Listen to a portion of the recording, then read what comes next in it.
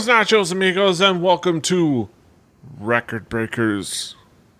I'm Petey Ray, your man with no plan. Here with me is my team, my crew, and my co-compatriots. We have Brett. Ohio. We've got Drew. Indiana? And we've got Patrick. Florida. Yes. Yeehaw, everyone. We're talking about some music. I see what you did there. Well played. We're talking about some music here. We're talking about music. I don't know why I'm trying to clarify it even further. The provider of the said music is none other than yours truly, the guy pointing a pencil at himself. Pencil. A pencil. Pencil. We are talking about a fantastic follow-up album. We're gonna get a sophomore effort, an album, the follow-up album to an album we've reviewed on this show before, because I wanted to see what you guys thought about how they pivoted. Not because it's our most popular episode ever on YouTube and it got us some the most hits or stuff like that, or that it's really good SEO. No, because it's a really interesting album and I wanted to cover it. We're talking about none other than BABYMETAL's sophomore album, Metal Resistance. This is going to be an interesting discussion, I imagine. I'll start with Patrick. Patrick, what expectations did you have coming into this album? I expected little girls singing over the top of metal music because that's what BABYMETAL is. Beyond that, I haven't listened to this yet. Well, okay, teenagers singing and about young adults singing metal. Yeah. And I enjoy BABYMETAL from time to time, so I wasn't unhappy to hear them again. Mm-hmm. Drew, what were your expectations coming into this album? Well, I knew that BABYMETAL plays metal music. They have three ladies harmonizing over metal music in a very pretty way. And so I was expecting to hear more of that. Having listened to the debut album on this podcast, my expectations were a little bit different, having already sort of heard their package that could come out wrong. And sort of going into it sort of knowing, okay, they are going to have some musical talent and they are going to have some composition skills within the band to push this. There is more than just a gimmick here. But the first album is not something that make it in regular rotation for me. But I was excited to see what a couple years growth and maybe a fine tuning would bring to this band. Mm-hmm. Brett, what were your expectations coming into this album? Well, my expectations are more about what YouTube comments are going to be like. But we can start right here and just, like Petey said, this is going to be the most hate listened to show ever done by us, just because of how Google does things and the fact that the people who are going to be searching on YouTube are most likely going to be fans that know more about this. And when a bunch of white dudes make fun of the novelty of things, they probably don't take it well. But I will let you know, I am going to be criticizing this on its music value, not laughing at silly Asians. I'm not going to be that guy.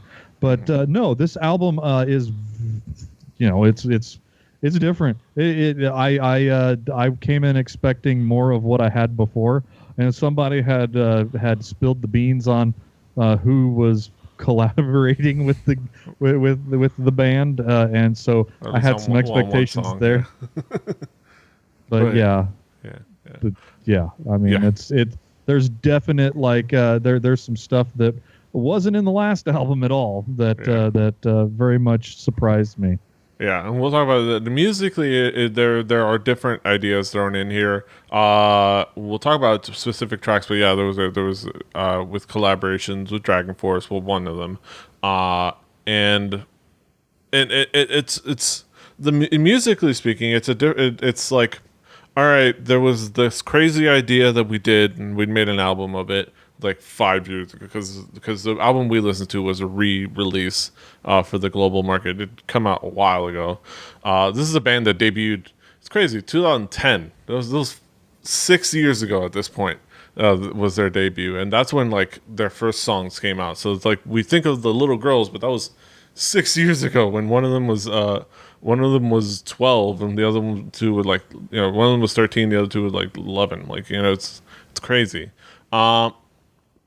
So this was like, okay, what works? Well, let's focus on that. And then it just focused in on still being diverse, still being a mix of the J-pop clean vocals with heavy music of different different types.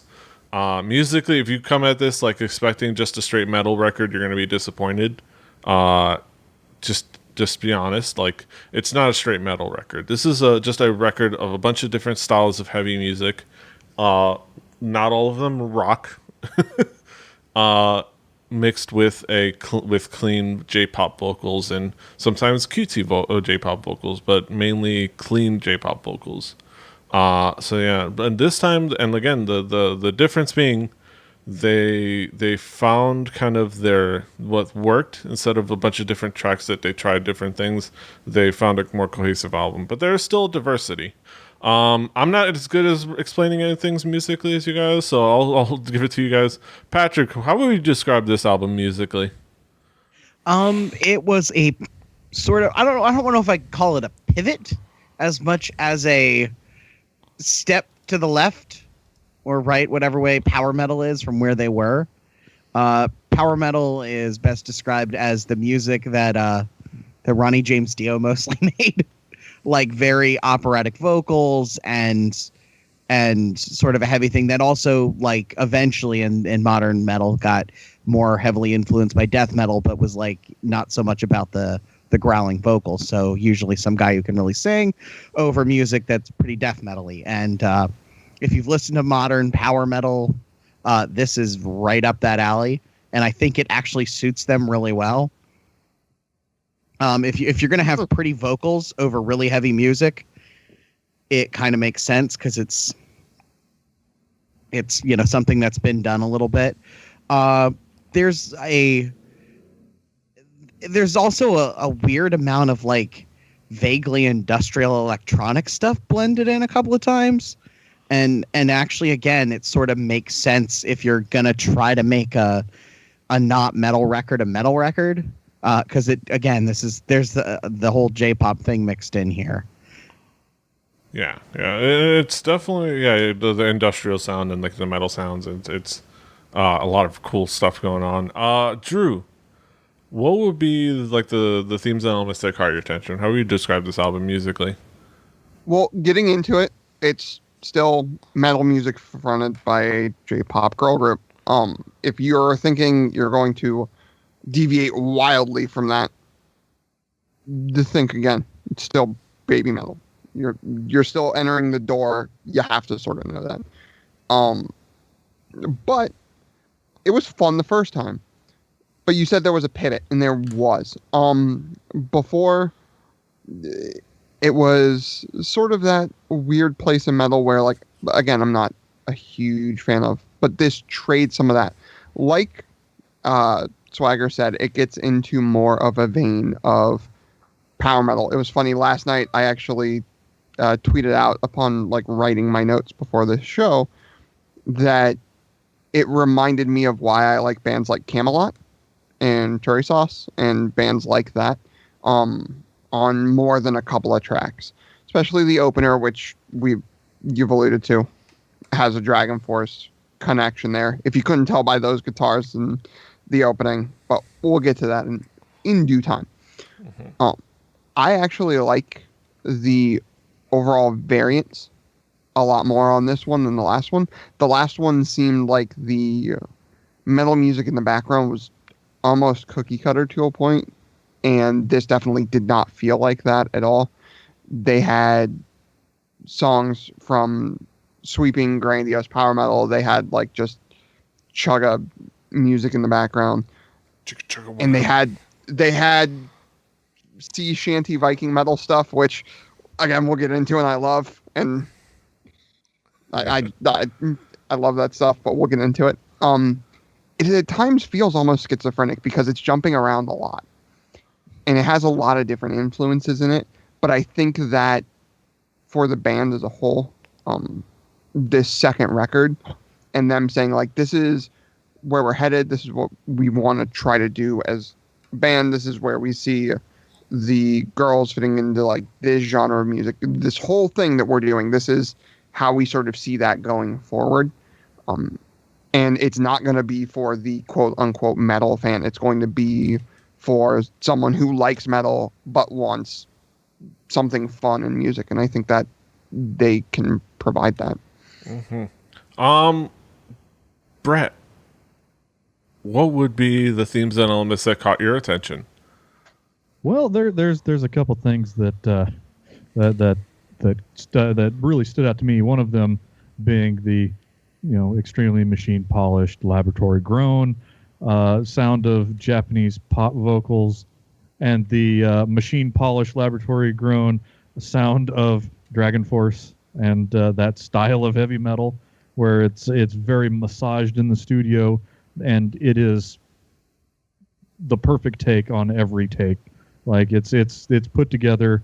Every track is down to the exact pitch and note and time that you would want it to be. You're not going to find a flub on this album. It has been gone over with a fine-tooth comb. And there are things about this album, very common to heavy metal music, 1990 and forward.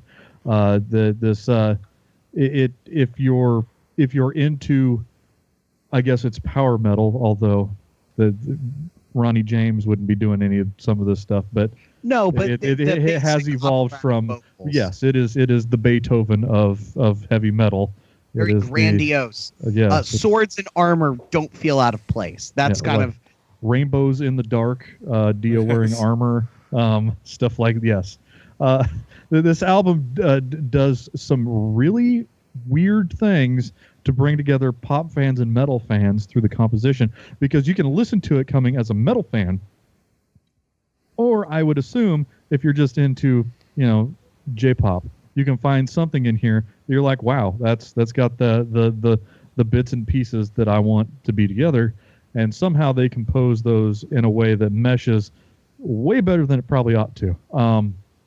They had a giant checklist of must have this amount of boodle deedle harmonies, must have and they covered it.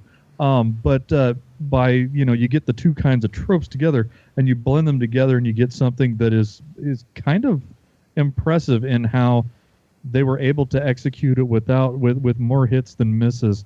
In the way that you sort of got like. You've got your piano ballads, you've got your symphonic, your strings behind weird, like very very affected young Japanese lady pitch voice, but you're able to still get all of that, but you get pretty modern sounding and fresh sounding, like some really crazy licks. The drums were nuts. It's like I don't know how to rest drums. It's I'm an octopus. I've got a drumstick in every tentacle. I'm gonna beat on something. I don't know this factually, but I would not be at all surprised if the drums were programmed. It's very, very common in metal these days. Well, it would be very, maybe. very big feat for one person to play all of those drums. There are guys who can, but it would not surprise me to hear that the drums. That given the production level of this, that they just decided to program the drums so they didn't have to find someone who could consistently play that tight. Hatsune Miku on the drums. But yeah. Maybe Shuhei played drums on this one. Yeah, Shuhei Yoshida on the drums. Shuhei Yoshida. Hey, Shuhei, you want to come on the show? Because apparently you do every other show. Yes, apparently. Remember that kid? Yes, I do. Thank you, Petey. I'm the only guy smiling because of that. No, I got it. So yeah. Oh. Yeah.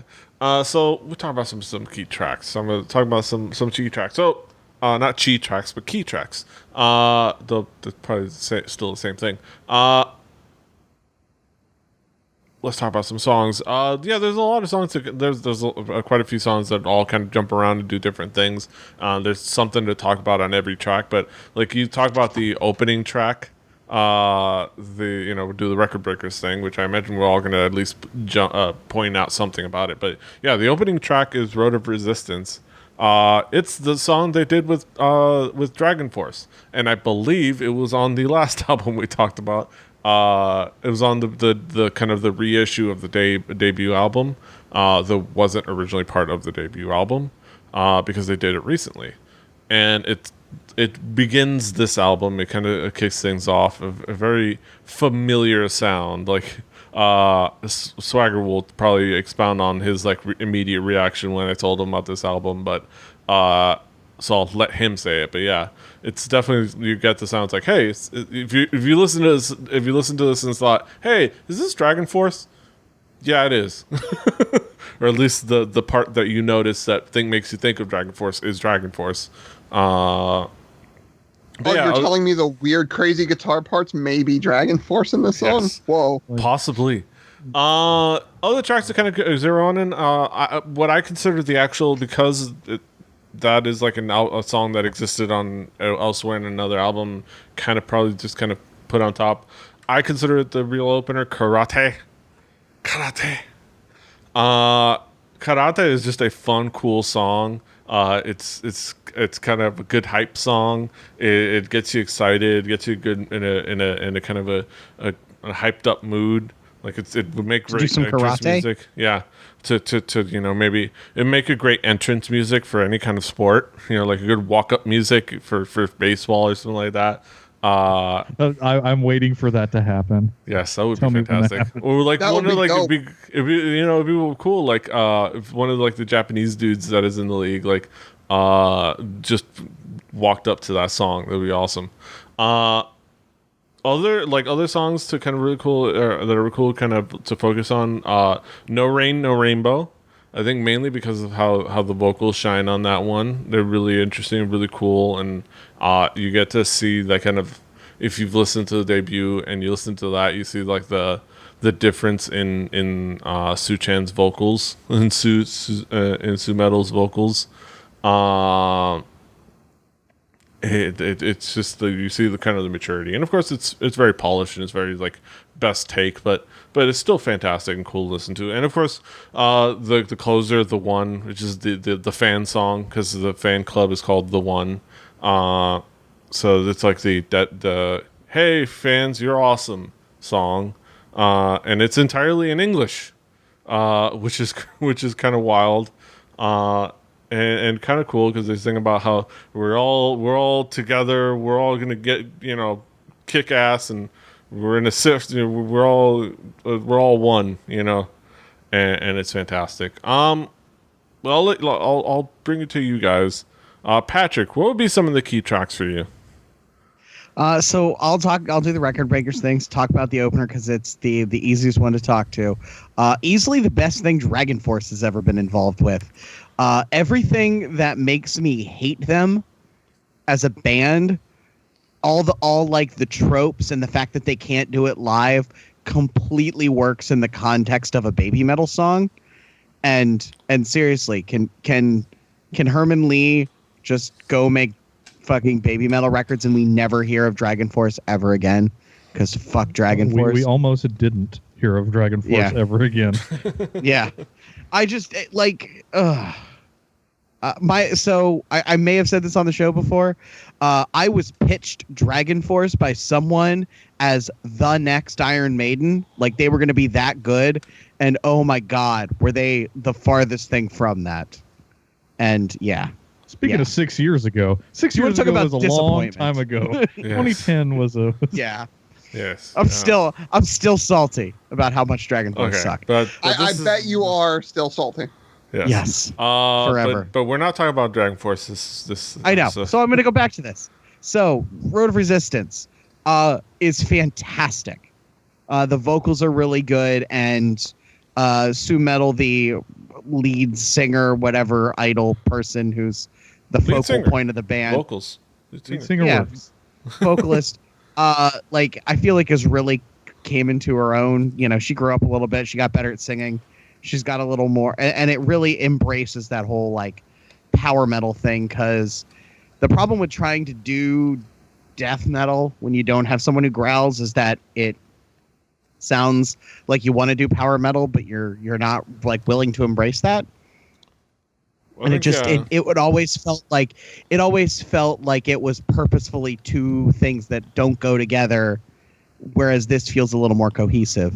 Yeah, I think this is more the in J-pop. J-pop in general has always been something that was created to accompany rock style music. If you listen to a lot of J-pop songs, a lot of them are kind of rock, kind of like poppy rock songs or like pop punk songs. So, and they're clean, and I think that's what makes it work with power metal. But yeah, as you were saying. And then Amore, I don't know. Kind of went down the route of that more sort of Dragon Force-y power metal thing, and it really like I enjoyed those more, and I the future I want of baby metal, because I think baby metal needs to continue to exist, just if for no other reason than it's weird and it makes metalheads who take themselves too seriously very angry, and that needs to exist for that reason alone. And we get to taste their salty tears and drink them and sustain ourselves on them. Just trolling metalheads Yes. is like they need to go full on. Like the set should be a freaking castle. Everybody's got a sword and a shield, and just go headlong into old school knights and shit power metal. If you look up the Road of Resistance live like YouTube video that's like 8 minutes long, they come out with flags from arches that have like red like symbols on them. Yeah. So they're clearly like the stages are super awesome. Like I should show you the video for the one. The one they're in a little like LED pyramid. Like it's an LED pyramid where they're like in a little inside the center of like the open space, kind of all facing three sides. I think it's like 3 by 3, and like it's like all three, and it's actually being dangled over the stage, and then it proceeds to be, as they sing the song, dangled over and floated over the rest, like throughout the whole crowd. Like just floated over the whole crowd. It's awesome. If it had only 3 sides, it wouldn't be a pyramid. It would be a tetrahedron. No, it was 3 by 3 by 3. I don't know if it was a pyramid. It was a D4. Yeah, it was a D4. If it's 4-sided with triangles for sides, that's a tetrahedron. If like 4 surfaces. If they don't play D&D on the bus, they are doing it wrong. That's their fault. Yes. Someone needs to get these kids into D&D.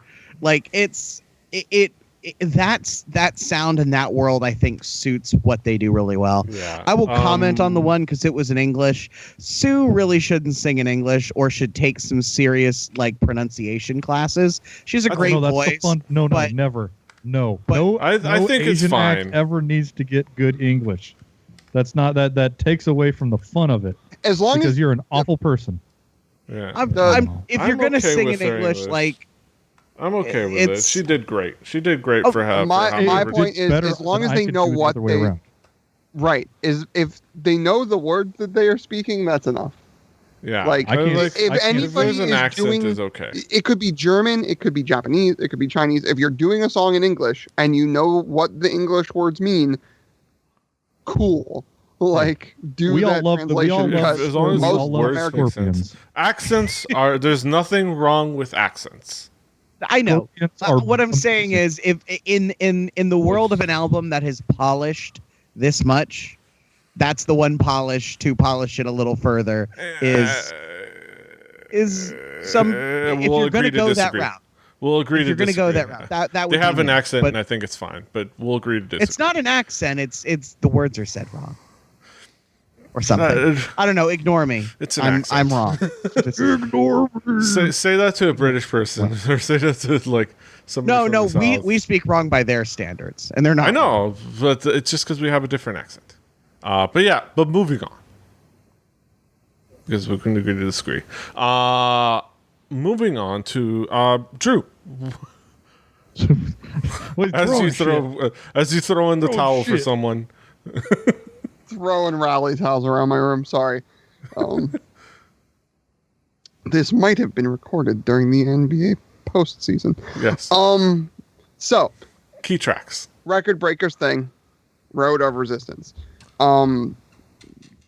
We can make fun of the Dragon Force not being able to do it live without a backing track doing half of the guitar part, and that's fine, right? Like we can make fun of that, right? And that's great. But the guitar composition work in the studio has been pretty solid. I don't like them for other reasons. Mostly their rhythm section is bland. That's fixed in Road of Resistance. This sort of like sweeping sort of fist pumpy stuff is, I like heavy metal that does that, and I'll go more into it in another song as well. But that sort of stuff, like I said, it reminds me of like the Camelots and the Terry Sauces and the I'm gonna pump my fist and ride into a battle that doesn't exist, which probably will happen by rolling a d20, as we were joking about like 3 minutes ago. Then Java, I'm probably pronouncing that wrong and I don't care. It took me by surprise because it sounded way different right from the get-go. It also had upstrokes. Yeah. Hi, I'm the guy that likes ska music. I can see an upstroke coming from a mile away. Like 5 seconds in, I was like, this is going to get bouncy. And then it got bouncy. And like, if you can rock that sound in any genre, just like, oh no, the tone is still metal, but fuck it, we're putting upstrokes in this because we wanna. Yeah. I'm cool with that. And then the song that really did it for me, Metataro. I have in all capital letters right at the beginning of my notes here, sailing the seven seas, pillaging and plundering. On my fist, because it's that like ridiculous like Viking sea shanty thing that happens that I really like in the style of metal. It is there are bands that do it really great. You have a Monomarth that has that sound in their music. A very different sound in vocals. If you go to listen to a Monomarth, let's point that out real quick. Terry Sauce does that sort of thing. And Sephirum, again, very different sound in the vocals of all these bands. But the music does it. The vocals do add something to me for that, that I think is really cool. Usually have that sort of gruff vocal, and having it be more pretty ends lends something that I think is kind of neat, is a cool different layer. But I don't know, there's something about this song that was just fun. I'm driving home from work with my fist out the window looking to grab a sword and a shield that doesn't exist. Like, it's having fun with metal is why metal should exist. Like, if you take metal so seriously that it's like you're one of those like black metal kids, like all the time, like I'm always super serious and I'm always so black metal. Like, this isn't real metal. Go die. Just go. When you firebomb a church, go in after the fire. Like, just leave, because it's a fun song. You went a really dark way there, Drew. Knock off. That's not the Drew I like. Look, I can get. You're a man of the Lord. How dare you speak? Yeah. Those salty metalheads will be crying their tears while Baby Metal is selling out Wembley Arena again. It's true. Yeah. Which they did. It also set a record for merch sold at Wembley Arena. Really? That's awesome. Yeah. Brett, what would be some of the key tracks for you? All right, we'll make this nice and easy. Karate. The singing is fine. I was a little turned off by the brand of butt rock-esque guitar and drums, but I did giggle at the stereotypic J-pop piano and vocals that found its way in there. It's like I was like, okay, we've got ourselves a pop album. We got the piano and like the sweet singing. That was that. It was not offensive. It was just a little different than what I thought. No Rain, No Rainbow. I've heard rock ballads before. We all have. But how many times have we heard rock ballads that had double bass pedal work going on the whole time? Okay? And that's all underneath some orchestral strings. And then on top of that, you later on get this little dose of like Yngwie Malmsteen-esque Johann Sebastian rock going on, where it's all like where it's all like, you know, well, it's that classical piano stuff played on a guitar, the scales and yeah, it's what Mr. Malmsteen was getting at but never really got. But yes, there was that. And then other songs on the album that like stood out to me last night, like that were sort of similar in how they were put together. Was Road of Resistance and Amore. It is Dragon Force adjacent, but with better vocals, because I think that everything's better than that kind of vocals.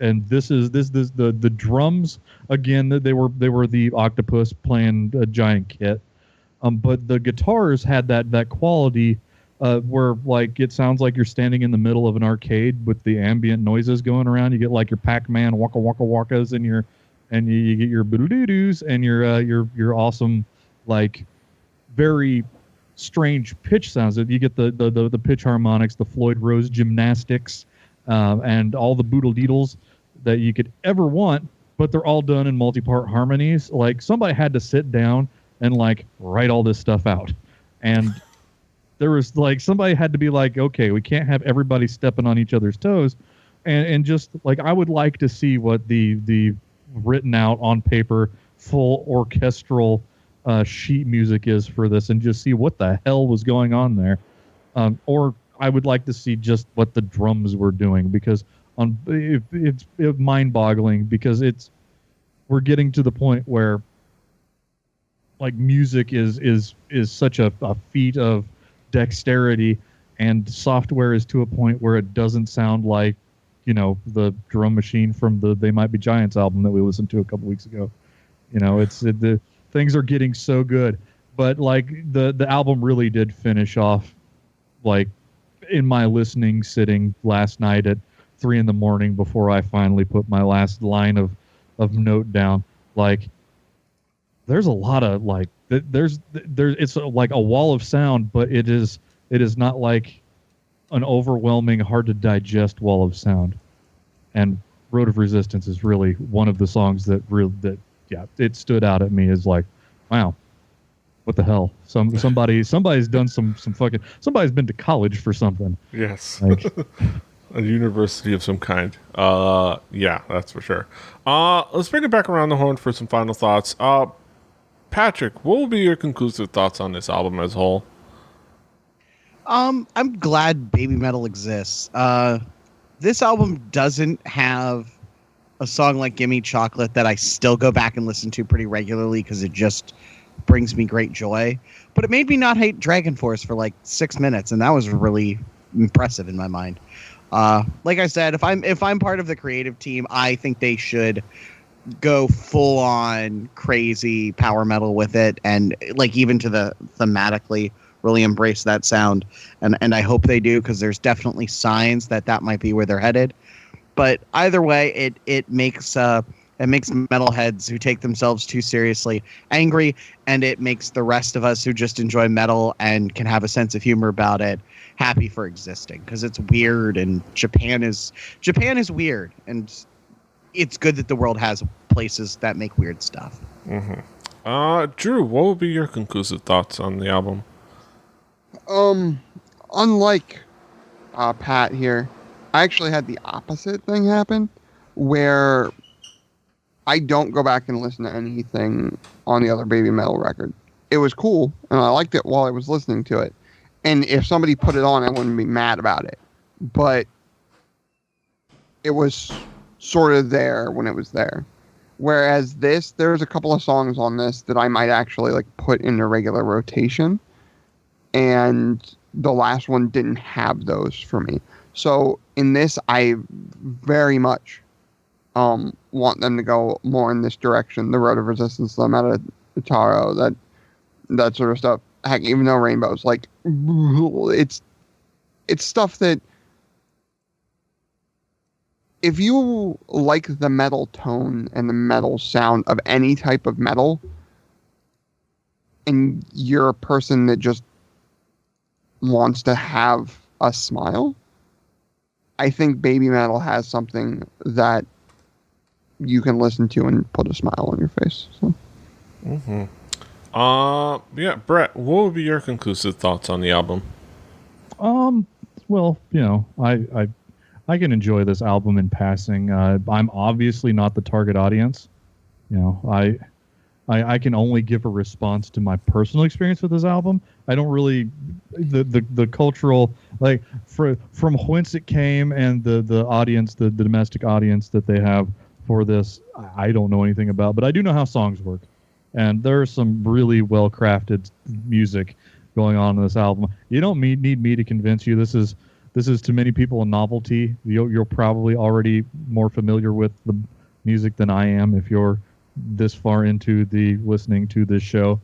You know, this is something that I really look forward to seeing what goes on. I mean, for somebody to have been in any music group with this much success over this long, you know, they could do whatever they want. I'm not going to tell them what to do.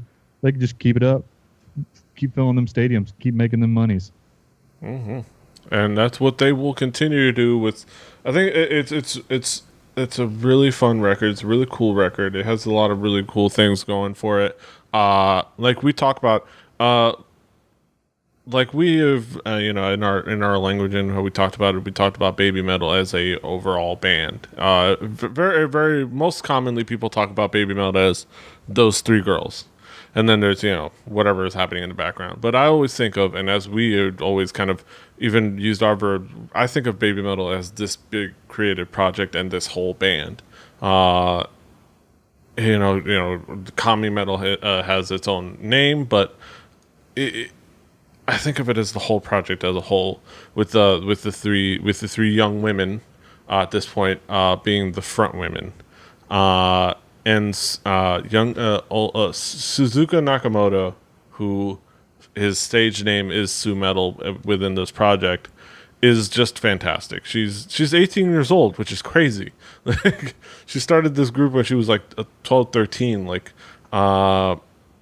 and I remember when, like, the whole thing about it, reading up on them was the fact that she graduated middle school, and she was supposed to she did graduate from the idol group this was born from, and they just decided to keep going because, you know, it was succeeding. So it's like, why stop this? Let's just keep doing it.